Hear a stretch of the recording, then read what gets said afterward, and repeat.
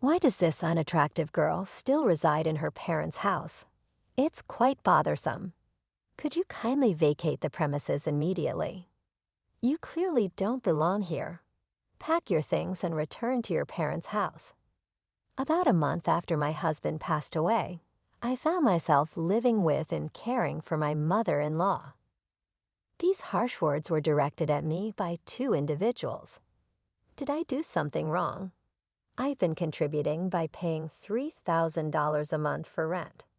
However, if they view me as a nuisance, I'll leave the house as they wish. A month later, an apology came from my mother-in-law, tears streaming down her face. But apologies alone won't resolve the issue. I decided to share a surprising fact with her. It had been a year since I married her son, and we had been living in their house. My husband and I shared a love for camping and outdoor activities, quickly bonding and leading to our marriage. Now I was taking care of my mother-in-law, who had been alone since my father-in-law's passing. Her initial animosity turned into gratitude, and we built a genuine parent-child bond. My husband and I had a decent income and were giving her $3,000 a month as rent. Despite this, financial troubles arose. My sister-in-law, who didn't live with us, began making frequent demands for money. I intervened when she asked for financial help, suggesting ways to cut expenses instead. My husband, realizing the need for his sister to become more self-reliant, firmly advised her to stop depending on their parents. This created a rift, but my sister-in-law reluctantly changed her behavior regarding money matters. Since my father-in-law's passing, my mother-in-law has been more lenient with money, often granting her children's requests. However, it became apparent that my sister-in-law was exploiting this generosity, demanding larger sums of money. Taking charge of the family's finances, my husband managed the situation. One day, as I went to work, he wasn't feeling well and had gone to the hospital in the morning.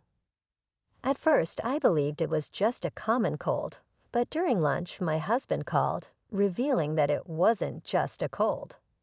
They had discovered cancer. The tests indicated that it was quite advanced, and he was told he had approximately a year left to live. His shocking words rendered me speechless, and panic set in as my thoughts froze. After standing still for a while, reality hit me hard, and I rushed to the hospital where my husband was. At that time, my husband still had enough strength to converse normally, but as the treatment continued, his strength diminished. After 6 months, he could hardly talk. 7 months later, struggling to breathe, my husband tried to convey something important to me. The content of his words was surprising and left me in shock. I spent several days absorbed in those thoughts, but a week later, my husband passed away. I couldn't believe it. I couldn't grasp what was happening. However, after his passing, I was busy with the funeral week and settling his affairs. Days passed, and just when I thought I could finally start coming to terms with my husband's death, an unexpected incident occurred. I have something to talk about. Is now a good time? My sister-in-law asked. Of course. What would you like to talk about? How much did you hear from my brother? Actually, I heard that a spot opened up in a very popular nursing home that's hard to get into. Why don't we consider admitting Mom there? My brother is no longer here, and taking care of that old lady must be a hassle for you, right? My sister-in-law's smirk about this topic made my heart clench. To bring up such a topic right after my husband's death, but looking into her eyes, I could tell she was serious. This house is too big for just that old woman. Don't you think it's a waste? If my family and I live here, you can live alone without any worries. I think it's the best choice for everyone. While my sister-in-law didn't say it explicitly, her remarks gave the impression that she had been eagerly awaiting my husband's death. The way she trivialized my husband's death and her disdainful attitude towards my mother-in-law, I couldn't tolerate it anymore. I appreciate your suggestion, but I have no intention of doing such a thing. I plan to continue living with my mother-in-law, taking my husband's place. When I firmly declined, my sister-in-law left the house in a bad mood. Originally, it seemed she viewed my mother-in-law as a convenient source of money, so her attitude was not surprising. However, I was honestly shocked by her blatant actions. Nonetheless, I had no intention of letting my sister-in-law have her way, nor did I plan to put my mother-in-law in a nursing home. But an event a week later shook my resolve. Upon returning from work, I found my mother-in-law glaring at me angrily, and my sister-in-law smirking beside her. "I'm disappointed in you. I want you to leave this house. How dare you plan to put someone in a nursing home without consulting? What are you trying to do? Take over the house?" "No, that's not my intention." "What do you mean? Why don't you just be honest? It was your proposal, wasn't it? You said to put Mom in a nursing home, sell this family home, and suggested we split the sale proceeds, didn't you?" "I never said such a thing." Shocked by this unexpected betrayal, I struggled to speak but managed to express my thoughts. I was genuinely taken aback, completely unprepared for such forceful tactics. Just because things weren't going her way, the pain and sadness enveloped me as my mother-in-law looked down on me as if I were worthless. "I don't consider you family anymore. Please leave this house right now," she shouted at me with rage on her face. It seemed my mother-in-law had no intention of listening to me. "Understood. If that's what you want, I'll leave as you wish," I responded. Perhaps my sister-in-law had influenced her, but this was a clear betrayal for me, as I had decided to continue caring for my mother-in-law in place of my husband. I quickly packed my things and decided to return to my parents' home. I needed to find a new place to live and had a lot to do, but being kicked out by my mother-in-law deeply hurt me. So I decided to rest at my parents' home for a while. About a month later, my sister-in-law accused me of withdrawing money from our parents' account without permission. "Is that you? You withdrew money from our parents' account without permission, didn't you? Why is there not a single dollar left in the account? Don't say such ridiculous things. Are you calling me a thief now? Pretending you don't know? If you keep doing this, I'll get the police involved. Come to our parents' house right now." After saying this, my sister-in-law abruptly hung up the phone. Caught in someone's conspiracy and now being accused of theft, I had had enough. I had anticipated issues with the mortgage of the family home.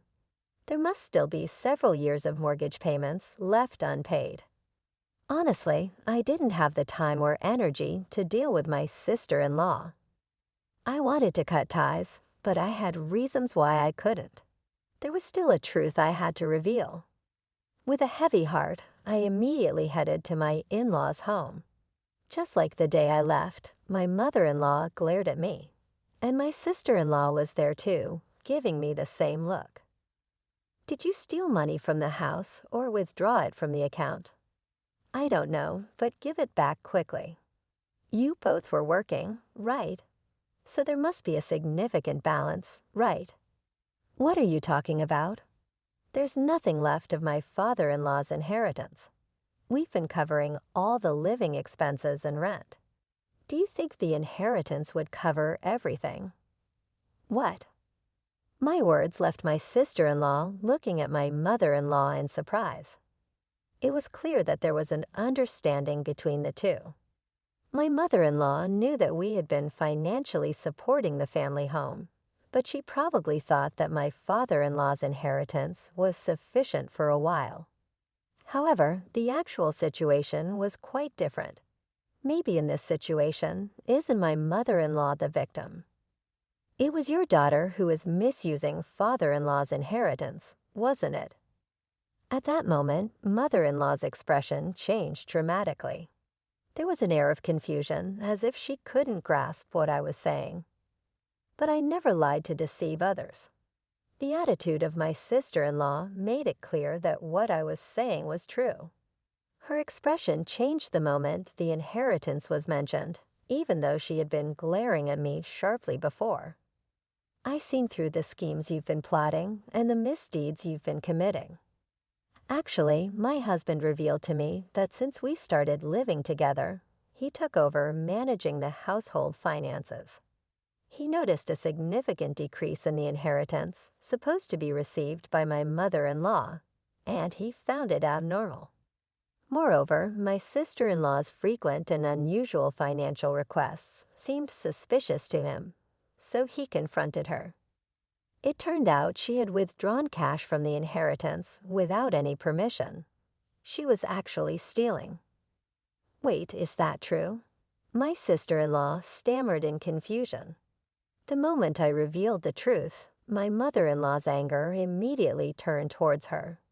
It seemed my mother-in-law hadn't realized the money was gradually decreasing, as she had been living modestly since my father-in-law's passing and never paid much attention to finances.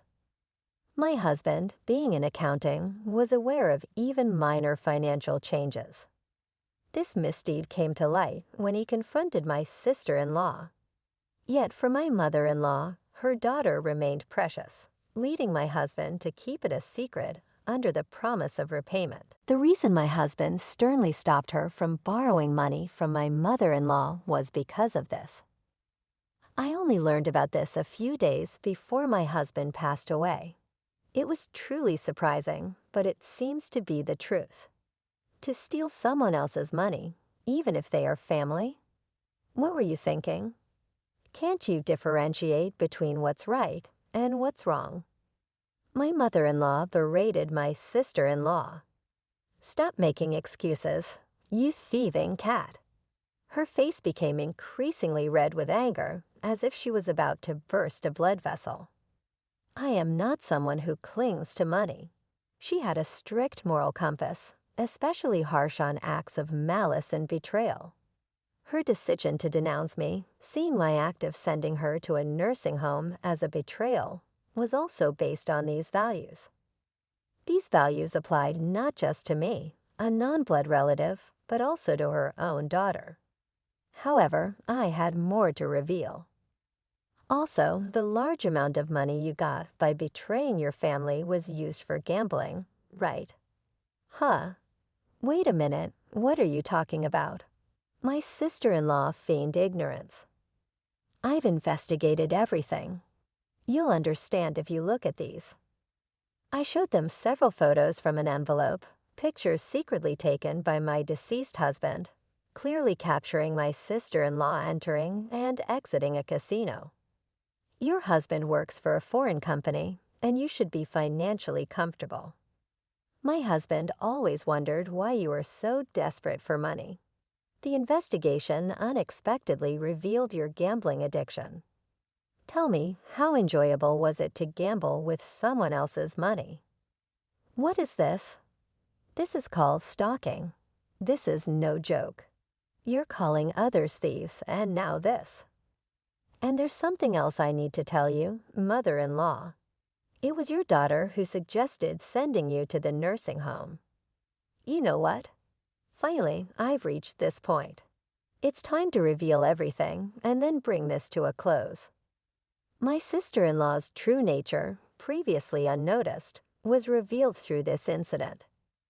This should make my mother-in-law realize that blaming me was a mistake. Additionally, my mother-in-law was also manipulated by my sister-in-law's schemes. With the truth out, she should understand my position. I'm not sure if this will be conclusive evidence, but I want you to see this. I said, presenting my mother-in-law with the text messages between me and my sister-in-law. The history showed my sister-in-law sending me numerous links and nursing home suggestions, serving as evidence of her scheming. Were you really planning to abandon your own mother? That's not it. It's all a misunderstanding. Please, just listen to my side of the story, my sister-in-law pleaded. It seems you plan to kick my mother-in-law out and live here with your family, right? This house isn't that old. It's still perfectly livable. Who is it that was thinking only of themselves, trying to take everything? Can you think about it calmly for a moment? As I spoke, my mother-in-law seemed to grasp the situation. She then looked at me sadly, as if she knew what she did was wrong, and turned her angry voice towards my sister-in-law. How selfish can you be to repay kindness with betrayal after all this time thinking of you as family? How do you see me? Don't mock me. Wait, just listen. There's a huge reason for this. At that moment, a loud noise echoed from the hallway, and footsteps followed as my sister-in-law's husband entered the room. Sorry I'm late. Caught in traffic. It's okay. Oh, mother-in-law, I hadn't told you yet, but I asked him to come. I left the house key open so he could enter at any time. Surprised by the sudden appearance of my sister-in-law's husband, both were taken aback. I explained the situation, and they quickly understood this issue wasn't just between me and my mother-in-law. It also affected my sister-in-law's husband. My sister-in-law's husband could easily access his salary and savings, raising further suspicions as she had been embezzling my mother-in-law's money. I had spoken to him in advance and arranged for him to hear the conversation via phone.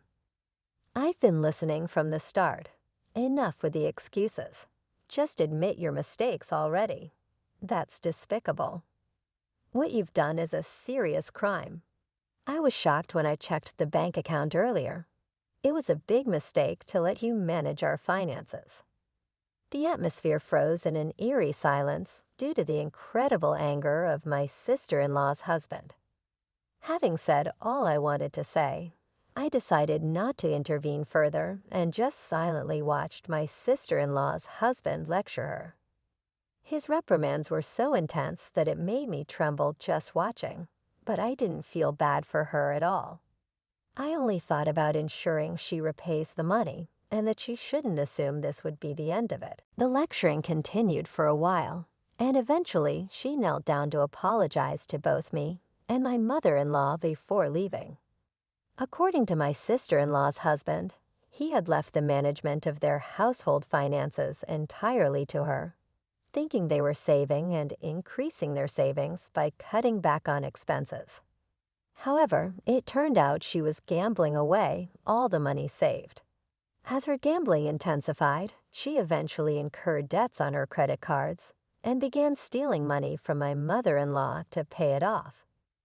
The total amount she owes from various sources is now more than what she has stolen from her husband and mother-in-law.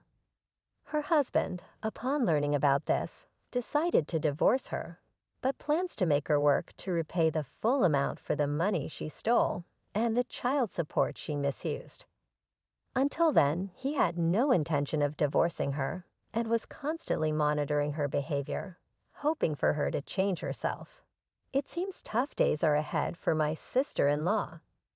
Later, my mother-in-law apologized to me for the misunderstanding, and we still meet for tea about once a month.